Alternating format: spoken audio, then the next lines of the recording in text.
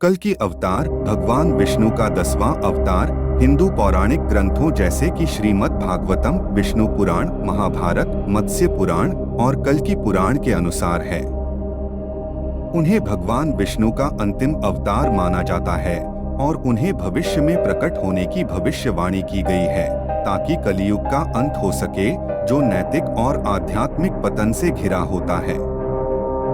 कलियुग हिंदू ब्रह्मांड विज्ञान में 4 युगों में से एक। नैतिकता कम होती है और अधर्म प्रबल होता है। कल्कि का उद्देश्य धर्म को पुनः स्थापित करना है और सत्य और गुणों की एक नई युग का आरंभ करना है, जिसे सत्य युग कहा जाता है। कल्कि अवतार का जन्म।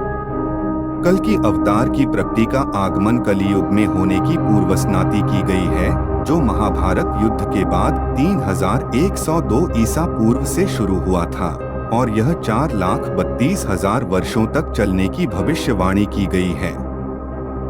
अब तक लगभग 5,125 वर्ष कलियुग के बीत चुके हैं, जिससे कल्कि का जन्म होने के लिए लगभग 4,26,875 वर्ष शेष हैं। कल्कि को एक सफेद घोड़े देवदत्त पर सवार बताया गया है, जो उनके दाहिने हाथ में एक प्रज्वलित तलवार पकड़ रहा है और उनके पास एक दिव्य चक्र है, जो उनके दिव्य प्रकृति का प्रतीक है। वह शुद्धता और धर्म का प्रतिष्ठान करेगा। कलियुग के लक्षण और कल्कि की आवश्यकता। कलियुग की पहचान नैतिक मूल्यों में कमी और अधर्म की प्रचलन की है। कई संकेत इस युग के साथ जुड़े हैं। धर्ममयता में कमी, लोग कम नेक और ईमानदार होते हैं। नाटकबाजी, झूठी नेकी और ढोंग आम हो जाते हैं। जीवन काल का कम होना, मानव जीवन काल कम हो जाता है।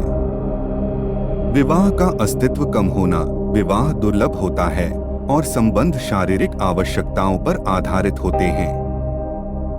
धोखाधड़ी, व्यापार और समाज में धोखाधड़ी और बेईमानी फैलती है।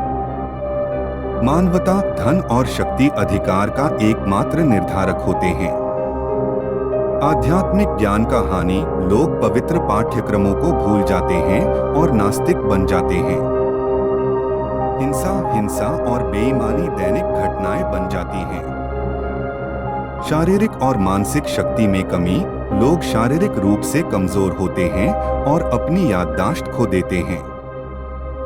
ये संकेत कलियुग में दुनिया की बिगड़ी हुई स्थिति का विवरण करते हैं और धर्म और नैतिकता को स्थापित करने के लिए एक दिव्य हस्तक्षेप की आवश्यकता को संकेत करते हैं। कल्कि अवतार का कार्य।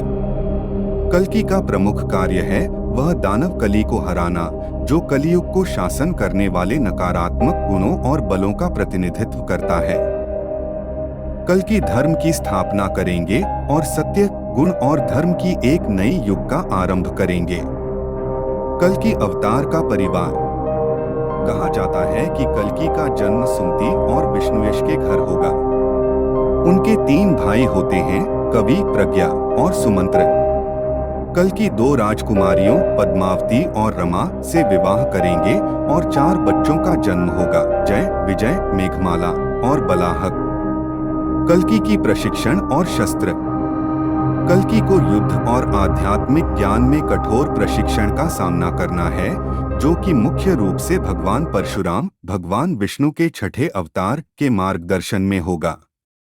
उन्होंने 64 कलाओं को अभ्यस्त किया और वेदीय पाठ्यक्रम में माहिर हो गए हैं। भगवान शिव कल्कि को शक्तिशाली शस्त्रों के साथ आशीर्वाद देंगे, जिसमें एक दिव्य तलवार शामिल है, जो उसकी मिशन में मदद करने के लिए है। कल्कि के विजय और कली का हरण। कल्कि अधर्म के बलों को हराने के लिए पापियों का संहार करेंगे। उन्होंने कोका और विकोका जैसे शक्तिशाली राक्षसों को आधारित युद्ध में पराजित करेंगे, जो कलियुग में प्रचलित दोषों का प्रतिनिधित्व करते हैं। अंतिम युद्ध कली दानव के खिलाफ होगा, जिसे समाज के पतन के लिए जिम्मेदार माना जाएगा। कल्कि का कली पर विजय कलियुग का अंत और सत्य युग की शुरुआत का संकेत करेगा। वैकुंठ में वापसी। अपनी मिशन को पूरा करने के बाद और धर्म की स्थापना के बाद कल्कि शांभला के राज्य को 1000 वर्षों तक शासन करेंगे। अंत में वह अपनी पत्नियों पद्मावती और रमा के साथ वैकुंठ भगवान विष्णु का दिव्य निवास की ओर लौटेंगे। सारांश में कल्कि अवतार की कथा एक गहरी कहानी है जो नैतिक पतन से प्रभावित एक दुनिया में धर्म को स्थापित करने के लिए एक दिव्य हस्तक्षेप का प्रतीक है। कल्कि का आगमन उम्मीद का प्रकाश है जो एक उज्ज्वल और नैतिक युग के लिए एक आलोकित राह है।